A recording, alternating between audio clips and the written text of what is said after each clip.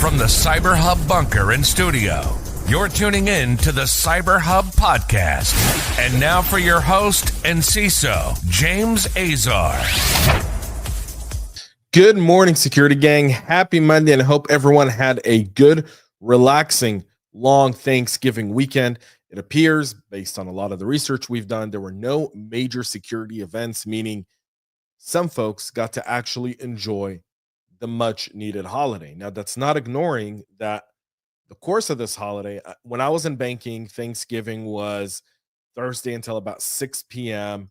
And then from that moment on, you're game planning, because Friday, Black Friday, obviously we ran a multi-department operational, essentially control center, operation room, ensuring all of our systems were up and handling all the traffic and everything going on and so forth.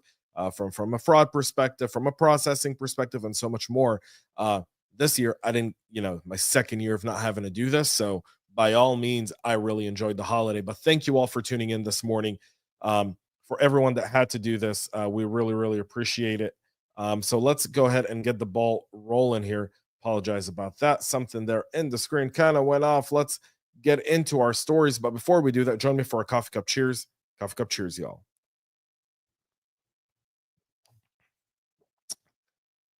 All right, that was perfectly hot, but we're going to get started with Salt Typhoon and T-Mobile sharing more information about the cyber attack that is believed to be attributed to Salt Typhoon. But the telecom firm reiterated the attack was blocked and that the Chinese threat group was unable to really compromise T-Mobile's system. Now, T-Mobile's trying to stave off their reputation here, right? T-Mobile's had 5 different data breaches in the last 3 years. All of those data breaches were significant.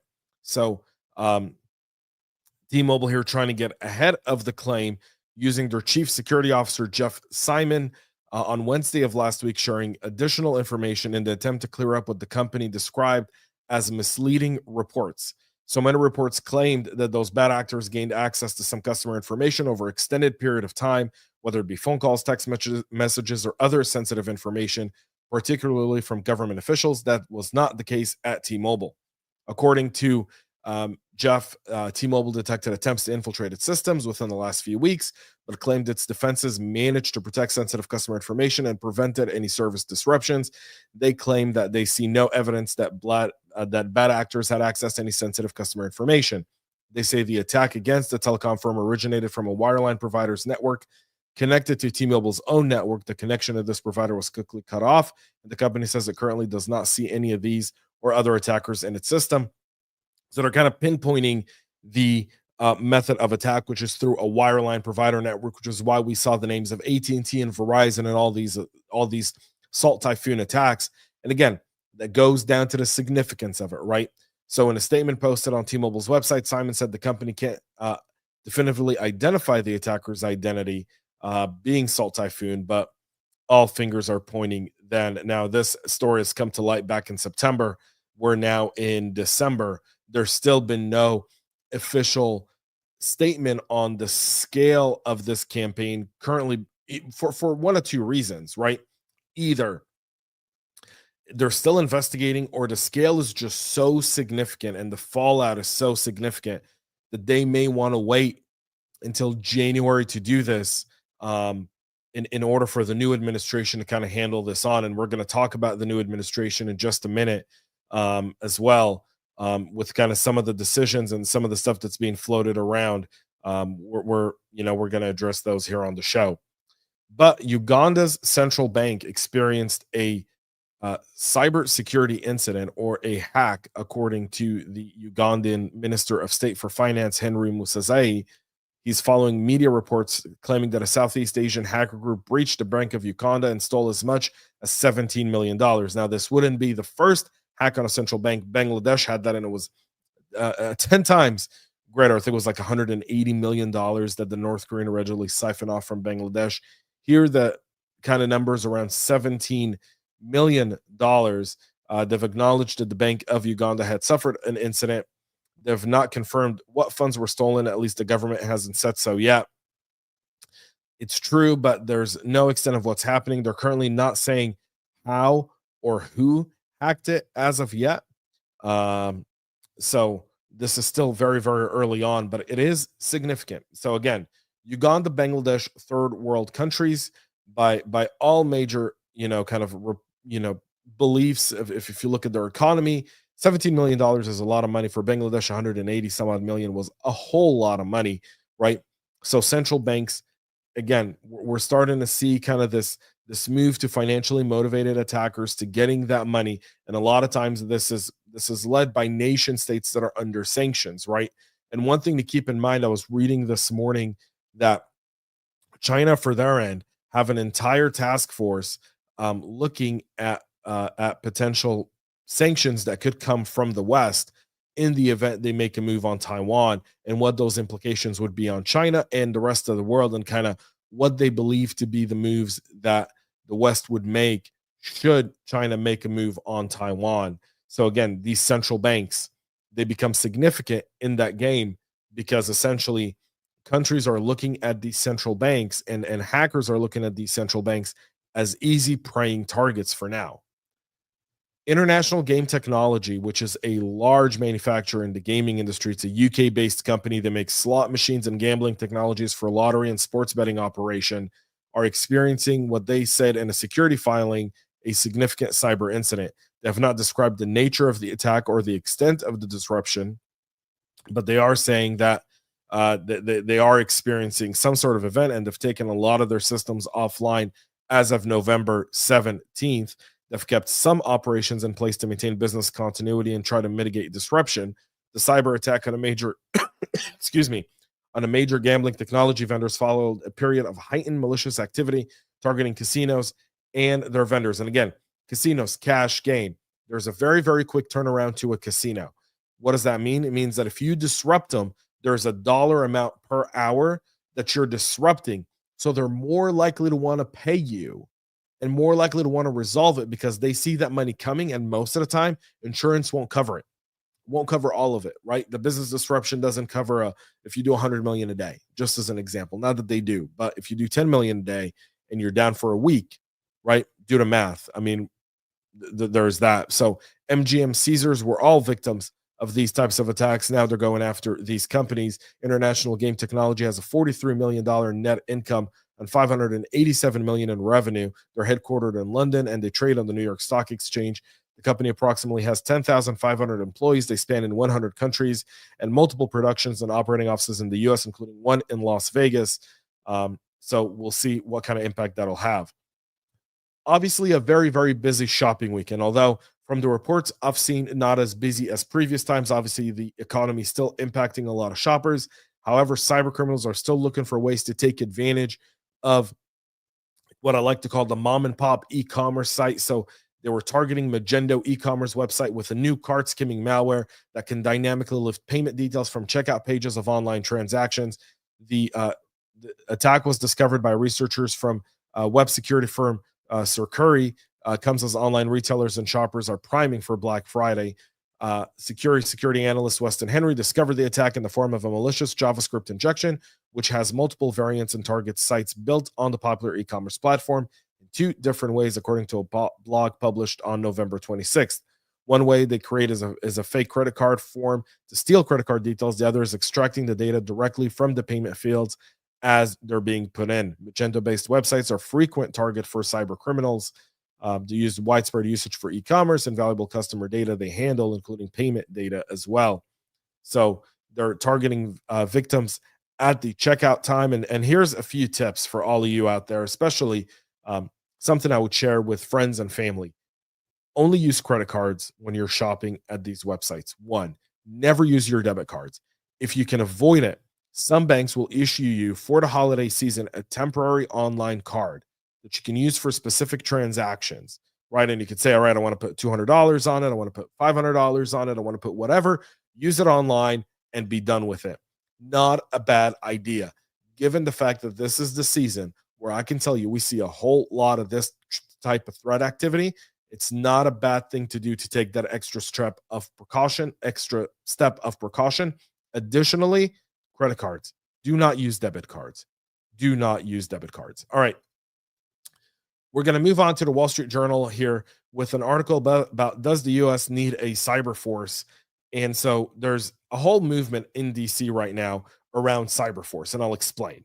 So the idea is that every branch of the military kind of has there's kind of a cyber force, but it's really not a unit. It's some people from the Navy, Air Force, Army, Coast Guard, all kind of coming together and different and there's different recruiting standards for cyber for different government branches, meaning not all skills are created equal. And all of that force is only around 6,200 people, both military and civilian. And there's a movement right now to create this branch of the military. Proponents of creating this include a friend of the show, Mark Montgomery, who is a senior director of the Foundation for Defense of Democracy, and Erica Longren, an assistant professor at Columbia. They argue in a recent report that Cyber Command is falling short and that fixing the issues demands nothing less than the establishment of an independent cyber service. They contend that Cyber Command isn't attracting top-notch cybersecurity talent. All true, by the way, all true. The talent of because the individual military divisions are more focused on recruiting other skills that tend to be more either appropriate for active combat or priority missions, meaning Air Force is primarily targeting good aircraft mechanics and pilots, while the Navy is targeting good electrical and nuclear engineers for their ships, as well as machine operators and so forth. And the Army is targeting combat folks. So it's very, very hard in that kind of environment to attract good talent. All very valid. The current system faces an inconsistent product, which is insufficient to the threats we say. FBI Director Christopher Wray has said this a long time ago, that China outnumbers us 50-1. So if we want to have a fighting chance here, we got to upgrade this force. Now, there's people who say we don't need another military branch, right? And that's not the case. But there is an argument to be made that a dedicated cybersecurity force that's purely technological, that supports all other branches of the military, yet has a single mission of defending the DoD and operational integrity, will attract better talent, will attract better contractor, and will have a more unified mission without any of the egos that go around with this multiple stuff. And if you've ever been in the military, you know that's not a fallacy. That's an actual truth. So there's a whole lot of movement to that. Ideally, we also want to see what they're going to do with CISA. Obviously, there's a lot there as well. Speaking of the U.S. military, it appears that one of the hackers of the Snowflake hack here, according to Brian Krebs, could potentially be a U.S. Army soldier who's stationed in Korea, and that's based on a whole bunch here of the investigation done by Brian Krebs. And obviously, the link can all be found in the show notes and on our Substack at jamesazar.substack.com. And so you can kind of he goes through all of this, and we're really running short on time. So I wanted to go into more in depth about this, but I can't because of time constraints here. But I will say, very, very interesting investigation by Brian Krebs. Again, the leading investigative journalist in cybersecurity, bar none, Brian Krebs. He goes through a whole series of how, the guy arrested in Canada for this. Two different people were detained, a Canadian and an American. The Canadian was arrested in Canada to be extradited to the U.S. The American was arrested in Turkey and is currently in Turkish prison, probably counting the days until he's extradited to Clinton Correctional Facility in New York, because that'll probably be better than any Turkish prison. And then the third person remains unidentified, although his identity may be soon discovered, as apparently all evidence points to the fact that he is a U.S. soldier. So there's that.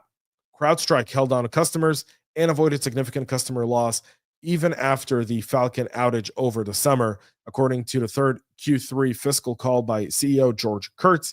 He says Falcon customers are staying with CrowdStrike as their trusted cybersecurity platform of choice.